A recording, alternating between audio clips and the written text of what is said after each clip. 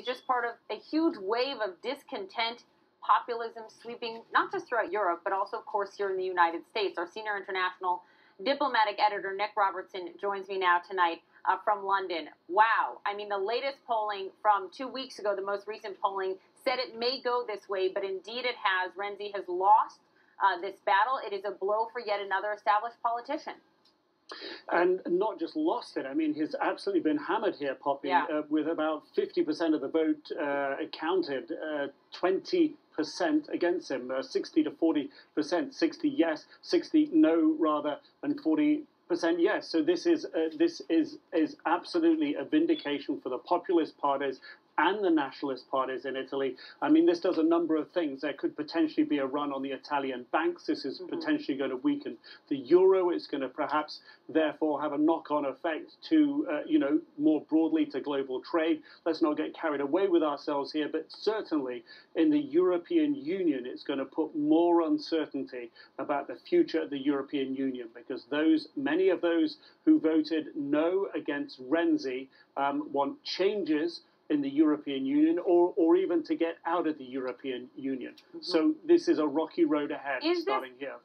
Let's get to what, the dire warnings that you mentioned before in terms of potentially run on the banks. This could be catastrophic for the Italian economy, which has frankly already been really stagnant for the better part of a decade. But do you see this, Nick, as the beginning of potentially Italians at some point voting the way those in the UK did, to remove themselves from, the European Union as a whole? Potentially, we're not there yet. It depends what the president says about how Italy moves ahead. Do they form a technocrat government? Do they try to cobble together some sort of government from the existing parliamentarians? Or do they go back to the polls? The Five Star Party, which is a populist party, it has certainly a lot of anti-EU messaging. They're the second largest party in Italy. If they were to, if there was another election, they were to do well, this could open the door to them to call a referendum, just as Britain did.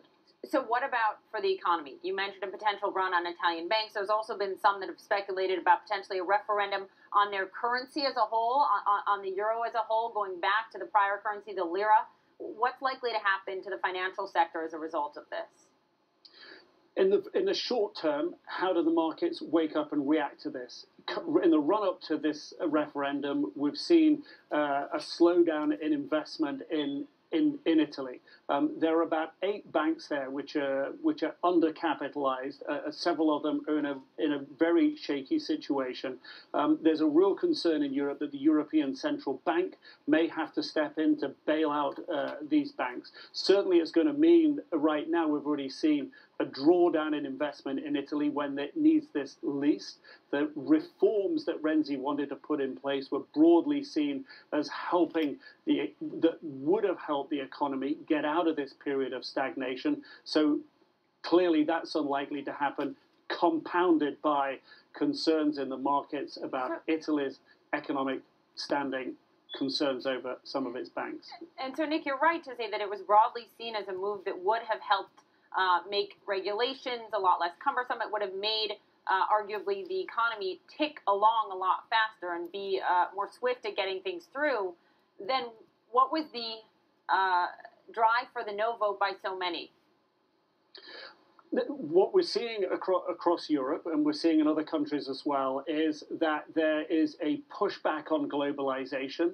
There's a frustration at the increased number of migrants coming into Europe, and Italy is absolutely on the front line of that. Hundreds of thousands have arrived there from North Africa this year.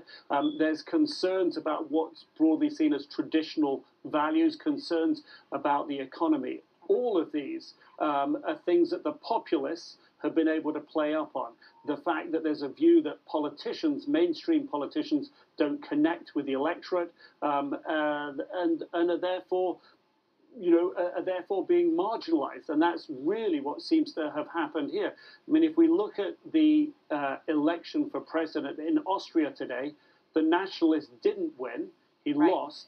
But you have a Green Party president, the first time ever. in Western Europe, and the first time in Austria that you don't have one of the two mainstream parties as president. That again tells you the mainstream parties are losing out to the fringes.